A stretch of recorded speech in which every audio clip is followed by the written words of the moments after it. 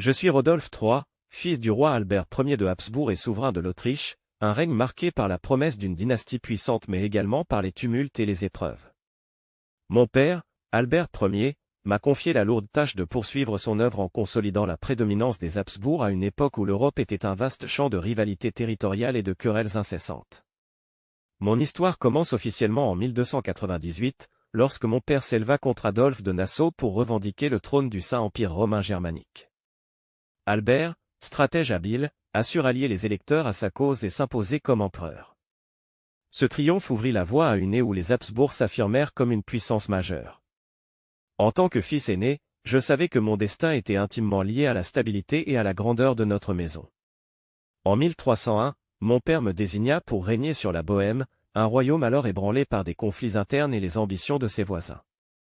Toutefois, cette mission échoua face à l'opposition de l'aristocratie bohémienne qui répugnait à accepter un prince étranger. Ce fut un épisode marquant, où j'appris à quel point la politique exigeait non seulement de la force mais également une finesse que je devais encore acquérir. En 1306, une opportunité inespérée se présenta lorsque le roi Venceslas III de Bohême fut assassiné sans laisser d'héritier. Mon père, voyant l'occasion d'étendre l'influence des Habsbourg, manœuvra pour que je sois élu roi de Bohême.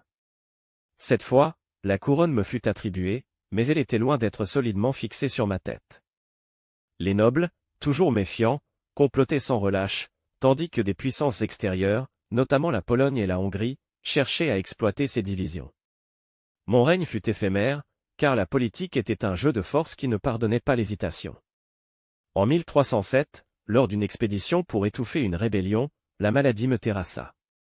J'avais seulement 26 ans, et mon départ prématuré laissa un vide que ma famille mit des décennies à combler. Pourtant, je garde espoir que l'on se souvienne de moi non seulement comme d'un roi fugace, mais comme d'un homme porteur de la vision de mon père, un empire uni sous la bannière des Habsbourg, promesse d'un avenir où la puissance et la stabilité seraient synonymes. Mon passage, bien que bref, était une pierre dans l'édifice colossal que la dynastie allait construire. Je reste à jamais un maillon de cette grande chaîne qu'est l'histoire des souverains d'Autriche.